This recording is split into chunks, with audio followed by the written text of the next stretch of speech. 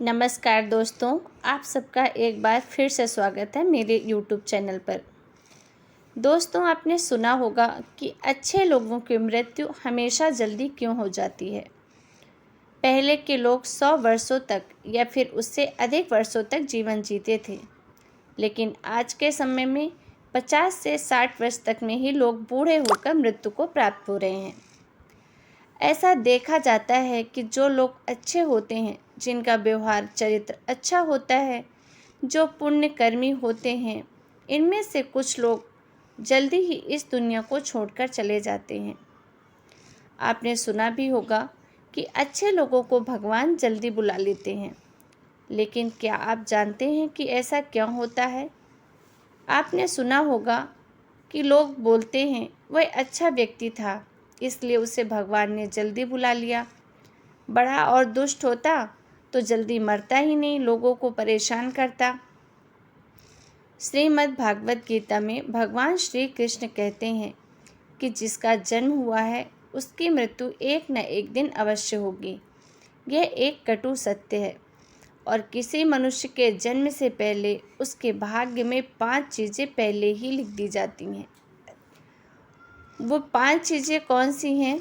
पहला है कि मनुष्य का जन्म कब और कहाँ किसके यहाँ होगा। दूसरा, मनुष्य का विवाह कहाँ और किसके साथ होगा।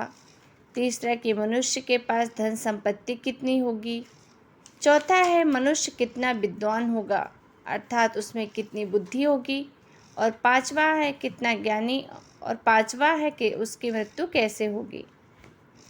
ये 5 चीज़ें अटल हैं और यह सब कुछ मनुष्य के पिछले कर्मों के अनुसार ही लिखा जाता है। मनुष्य सिर्फ कर्म करने के लिए ही स्वतंत्र है।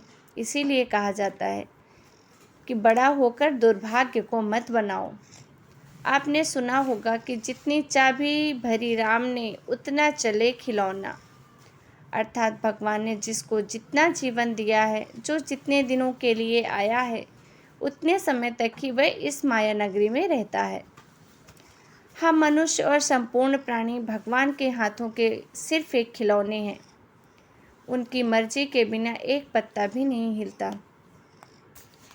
दोस्तों, किसी अच्छे मनुष्य को भगवान इस पृथ्वी लोक में किसी न किसी उद्देश्य से भेजते हैं, और जब विधाता को उस मनुष्य द्वारा उद्देश्य पूरा हो जाता है तो भगवान उस मनुष्य को अपने पास वापस बुला लेते हैं, क्योंकि वह मनुष्य भगवान के हृदय के बहुत निकट होता है। या यूँ आप ये भी कह सकते हैं कि वह मनुष्य भगवान का प्रिय होता है। अच्छे लोगों की मृत्यु उनके अच्छे कर्मों पर निर्भर करती हैं। आपने ये भी सुना होगा या देखा भी होगा कि कोई ऐसा व्यक्ति जिसको कोई भी बीमारी नहीं थी, कोई भी परेशानी नहीं थी, वह व्यक्ति रात को खुशी खुशी हंसते मुस्कुराते हुए भजन करके सोया और सुबह सोता ही रह गया, अर्थात उसके शरीर में से प्राण वायु बहुत आसानी से निकल गए। फिर लोग कहते हैं कि कितना पुण्य आत्मा था जिसको भगवान ने इतनी आसान मौत दे दी। ना कोई पीड़ा, ना कोई बीमारी, ना कोई कष्ट हुआ। वह मनुष्य तो बड़ा ही धर्मात्मा और पुण्यात्मा था जिसको इतनी आसान मौत मिली। दोस्तों, जो लोग कहते हैं कि मनुष्य मरने के बाद खाली हाथ जाता है, तो पहचान लीजिए कि मनुष्य मरने के बाद भी अपने साथ अपने संचित कर्मों को लेकर जाता है,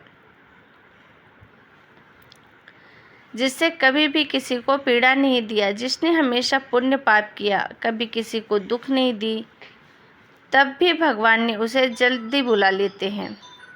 उन्हें तो इस संसार में ज़्यादा जीना था।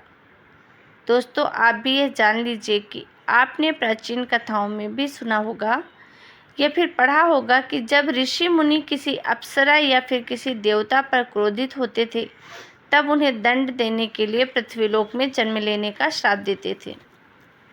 यह हमें जो लोग दूसरे लोगों से ऐसी भयानक दुखदायक जगह है जहाँ दंड के तौर पर देवताओं और अप्सराओं को भेजा जाता था, और ऐसे दंड प्रकार वह अप्सरा और देवता ऋषि मुनियों के श्राप से उनके सामने झुककर क्षमा याचना करने लगते थे कि हे प्रभु, मुझे मृत्यु लोक मत दीजिए, हमसे गलती हो गई, हमें क्षमा कर दीजिए।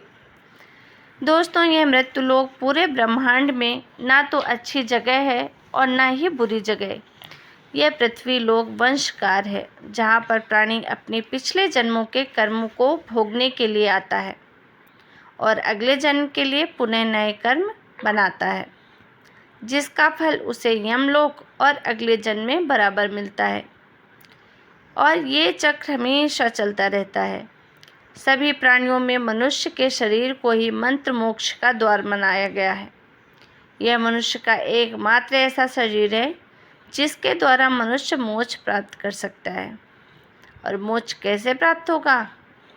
मोक्ष प्राप्त करने के लिए विष्णु जी का नाम, हरि पूजन अर्थात परम पिता परमात्मा जो सर्वशक्तिमान है, जो सभी को पालने वाले हैं, जो न आदि हैं, जो न अनंत है, जो परम ईश्वर है अर्थात जो परमेश्वर हैं, जिनके अंदर पूरा ब्रह्मांड समाहित है, जो परम आत्मा परमात्मा है, ऐसे उन पर हम पिता परमात्मा मनुष्य की बोझ को प्राप्त कर सकता है।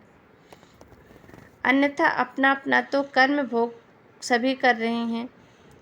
माता के गर्भ में आकर दुख को सहना पड़ेगा और फिर से 84 लाख योनियों में मनुष्य फंस जाएगा। दोस्तों, यह पृथ्वी लोक कर्म भूमि है और मनुष्य के कर्मों के अनुसार ही उसको आगे की यात्रा तय करनी पड़ती है। जब हम जन्म लेकर यहाँ आते हैं तो हमें इस लोक की मोह माया घेर लेती है और हमें यह मृत्युलोक बहुत अच्छा लगने लगता है और यहाँ पर रहने वाले लोगों से हमें लगाव हो जाता है। जब हमें कोई छोड़कर इस दुनिया से चला जाता है तो हमें बहुत दुख भी होता है।